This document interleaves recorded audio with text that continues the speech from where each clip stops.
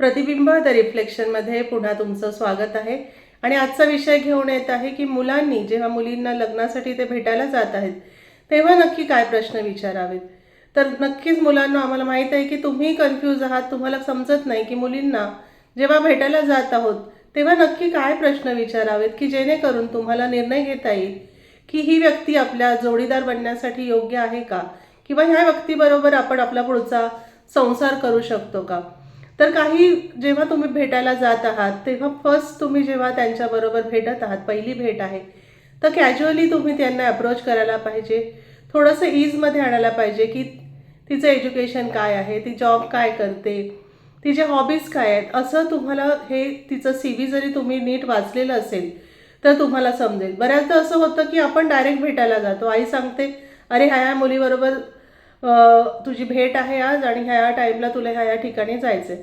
त्यामुळे तुम्हाला काहीही अंदाज नसतो, तुम्ही CV वाचलेला नसतो आणि तुम्ही तसेच जाता आणि त्यामुळे अधिक गडबड होते. तर पहिला तुम्हाला सल्ला असेल की मुलीला भेटायला जात असताना नक्कीच तिचा CV तुम्ही पूर्ण वाचून जा, की जेणेकरून तुम्हाला गायडन्स मिळेल की तिला नक्की कोणत्या डायरेक्शननी आपल्याला प्रश्न विचारायचे आहेत, किंवा काय अशा गोष्टी आहेत की तिच्या आवडीनिवडी तुम्हाला कळू शकतात की त्याच्यावर आपण भाष्य करू शकतो.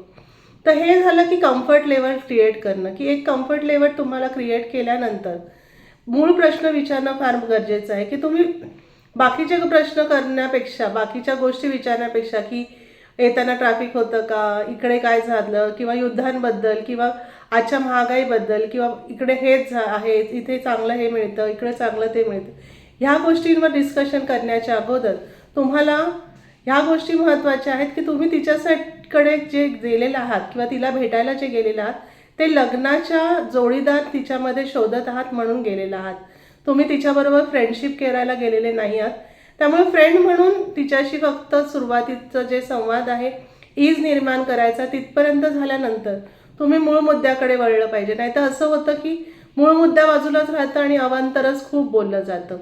तर पहिला प्रश्न तुम्ही तिला विचारायचा आहे की तिचा जो जॉब आहे तर त्याबद्दल तिचं किती ॲम्बिशियस आहे, तिला त्याच्यामध्ये किती ग्रोथ एक्सपेक्टेड आहे, तिला त्याच्यासाठी अजून काय एज्युकेशन घ्यायचे आहेत, स्किल डेव्हलप करायचे आहेत. दुसरं, जर ती एज्युकेशन घेतलेलं आहे आणि सध्या जॉब करत नाही आहे पण तिला फ्युचरमध्ये जॉब करायची इच्छा आहे का, किंवा अजून पुढे शिकायचं आहे का. आणि तिसरी, जर ती शिकलेली आहे पण ती म्हणते की मला जॉब करायचा नाही आहे, तर तिला जर जॉब नाही करायचं आहे तर मग ती काय करणार आहे, की जॉब नाही करणार. हल्ली आपल्या घरामध्ये सर्रास आपण बघतो की प्रत्येकाच्या घरात धुणे भांडी लादी आणि सगळे वरचे काम करायला बाई आहे. जर ती जॉबही करणार नाही आणि घरातल्या ह्या सगळ्या गोष्टी बाई येऊन करणार आहे तर मग ती घरामध्ये काय कॉन्ट्रीब्युशन देणार आहे, हे आपल्याला अगदी क्लिअर पाहिजे. की ती फक्त घरामध्ये येणार आहे आणि तिचं काय कॉन्ट्रीब्युशन असणार आहे हे तिलाही कळत नाही आहे. म्हणून ते स्पष्ट त्या तुम्ही चर्चा करणं गरजेचं आहे की तिचं काय कॉन्ट्रीब्युशन असणार आहे. तिचं जसं आपण कॉन्ट्रीब्युशन म्हणत आहोत, तर जेवणामध्ये तिला जेवण बनवता येतं का, किंवा तिला जेवण बनवण्यामध्ये इंटरेस्ट आहे का, हे मुद्दे खूप महत्त्वाचे आहेत. आपल्याला हे वाटेल की हे कशाला विचारायचं, मुलींना जेवण बनवता येतंच, पण असं राहिलेलं नाही आहे. आता मुली खूप शिकतात आणि त्याच्यामुळे त्या शिक्षणासाठी त्या घरातून बऱ्याचदा हॉस्टेलमध्ये राहिलेल्या असतात, बाहेर राहिलेल्या असतात. अगदी काही काही मुलींना तर तूर डाळ आणि मूग डाळमधला फरक कळत नाही. त्यांना भाज्या आणायला सांगितल्या तर भाज्या कळत नाहीत, अगदी घरातले मसाले त्यांना समजत नाहीत. तर अशाही काही गोष्टी आहेत की त्या बाहेर राहिल्या आणि त्याच्यामुळे त्या घरात कधीच ह्या गोष्टींमध्ये त्यांची इन्व्हॉल्वमेंट नव्हती. तर त्यामुळे तुम्हाला हे जाणून घेणं खूप गरजेचं आहे की तिचं कॉन्ट्रीब्युशन ह्या सगळ्यामध्ये किती असणार आहे आणि तिला ह्या सगळ्यामध्ये किती इंटरेस्ट आहे. त्याचप्रमाणे तिचं तुम्हाला हे नक्की विचारायचं आहे की पुढची गोष्ट, की तिला फ्युचरमध्ये तुमच्याकडून काय एक्सपेक्टेड आहे, किंवा तुमच्याकडून काय अपेक्षा आहेत, आणि त्या अपेक्षा जाणून घेणं खूप महत्त्वाचं आहे. जसं मी म्हणाले की तिच्या जॉब विषयी आणि घरातल्या कॉन्ट्रीब्युशन विषयी जसं माहीत असणं गरजेचं आहे, तसं तुमच्याकडून काय एक्सपेक्टेशन आहे हे तुम्हाला माहीत असणं गरजेचं आहे, की जेणेकरून तुम्हाला तुमचे फायनान्शियल प्लॅन्स आणि फायनान्शियल गोल्स ठरवता येतील. की तिचं कॉन्ट्रीब्युशन असेल तर तुम्ही अधिक चांगले गोल्स ठरवू शकता, किंवा मग तुम्हाला ती जॉब करत नाही आहे पण फ्युचरमध्ये करणार आहे तर त्याप्रमाणे जॉब तुमचे फायनान्शियल गोल सेट करता येतील.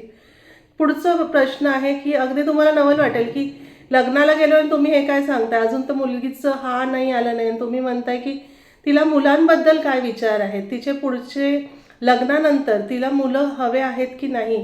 कारण आजकाल बऱ्याच मुली अशा आहेत की त्यांना मूल जन्माला घालणं हे नको झालेलं आहे, की त्यांना नको वाटतं की आम्हाला मूल नको आहे, आम्ही ते करू नाही शकणार, आम्हाला ते सांभाळता नाही येणार.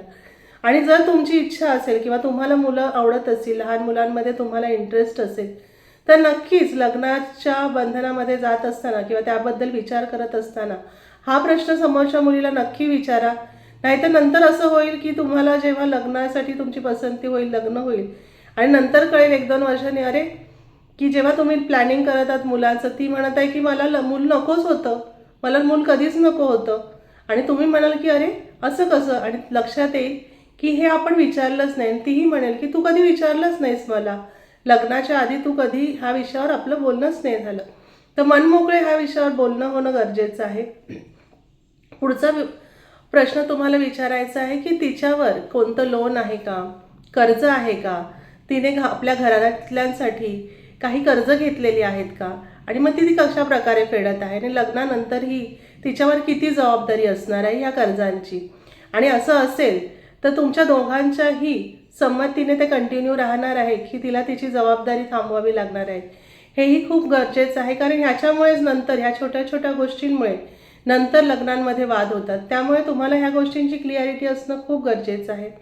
त्यानंतर आजकाल असा ट्रेंड आहे की आई वडील आणि एक मूल, तर बऱ्याच घरांमध्ये मुलगी ही एकटीच असते. त्यामुळे तिचे जे वडील आहेत, आई आहेत, यांची तिच्यावर किती जबाबदारी आहे, तिच्यावर सर्व भार आहे का, ते आजारी असतात का, किंवा त्या आजारापणास जेव्हा गरज लागते तेव्हा हिचं किती इन्व्हॉल्वमेंट असणार आहे, आणि मग त्याच्यानंतर तुम्ही आणि ती मिळून त्यांची सांभाळ करणार आहात का, हे दोघांमध्ये खूप गरजेचं आहे की तुम्ही भाष्य करणं गरजेचं आहे. की याच्यामुळे नंतर वाद होतात की आई वडिलांकडे जाते, आई वडिलांची काळजी घेते, ती एकटी असल्यामुळे तिच्यावर तो भार असणारच आहे. तर हे तुम्ही सामंजस्याने आधीच ठरवून सर्व डिसाईड करून पुढे गेलात तर तुमच्यामध्ये वादाचे विषय कमी होत जातील. त्यानंतर सर्वात महत्त्वाचा आजकाल मुद्दा आहे की कोणत्याही मुलीला जेव्हा लग्नाविषयी पसंती नापसंती होते त्यानंतर तिची इच्छा असते की मला माझं वेगळं घर पाहिजे. पूर्वीसारखं आता राहिलेलं नाही आहे की ती सासू सासऱ्यांमध्ये आनंदाने राहते. अगदी कमी मुली आहेत की त्या म्हणतात की आम्ही एकत्र राहू. पण जेव्हा असं होत आहे तर तुम्हाला मुलीला विचारणं गरजेचं आहे की तुझे काय विचार आहे त्याच्याबद्दल. लग्नानंतर आपण एकत्र आईवडिलांबरोबर राहणं योग्य आहे की आपण आपलं वेगळं राहणं योग्य आहे, तुला काय वाटतं, याच्यावर तुझे काय विचार आहे. कारण संसार तुमचा दोघांचा आहे आणि हे तुम्ही दोघांनी ठरवणं फार गरजेचं आहे की लग्नानंतर तुम्हाला ह्या गोष्टींमध्ये कसं पुढे जायचं आहे. तर तुम्हाला ह्या जर प्रश्न तुम्ही मुलीला विचारले की ह्या फायनान्शियल तिच्यावर बर्डन आहेत का, आईवडिलांचं तिच्यावर ओझं आहे का, तिचे प्लॅन काय आहेत, त्याच्याबद्दल तुम्हाला ते काय वाटतं, किंवा तिला तुम्ही कशा प्रकारे सपोर्ट करणार आहात तिच्या ग्रोथमध्ये. कारण ती जेव्हा वाढणार आहे, ग्रोथ करणार आहे तिच्या करिअरमध्ये, तिच्या स्किल्समध्ये, त्याचा फायदा तुम्हालाच होणार आहे. आणि जर ती म्हणाली की मला काहीच नाही करायचं आहे, मी जॉब पण करणार नाही आणि मला काही स्किल पण शिकायचे नाही, मग त्यावेळी तुमचं स्टँड काय असणार आहे. तुम्ही त्याला सपोर्ट करणार आहात का, तुम्हाला ते चालणार आहे का, तुमच्या फायनान्सेसला ते डिस्टर्ब करणारं असणार आहे का. तर ह्याविषयी विचार करा. इतरत्र तुम्ही बोलण्यापेक्षा, इतरत्र काही गोष्टी चर्चा करण्यापेक्षा हे महत्त्वाचे मुद्दे आहेत जे तुम्ही चर्चा करायला हवेत, मुलींना विचारायला हवे. मुलींना विचारण्यामध्ये तुम्हाला एक संकोच वाटायला नको, हे अगदी फ्रीली विचारा. कारण हेच ते प्रश्न आहेत की नंतर ते मोठे होतात, त्याच्यामुळे वाद होतात आणि मग जे कुटुंब सुखामध्ये असतात ते घटस्फोटापर्यंत जातात. तर ह्याची क्लिअरिटी अगदी तुम्ही सुरुवातीपासून जर घेतली, एकमेकांमध्ये सुसंवाद ठेवला, एकमेकांना सामंजस्याने तुम्ही कबूल केलं आणि एकमेकांना तुम्ही समजून घेत पुढे जोडीदाराचा निर्णय घेतला तर हे अगदी योग्य होईल.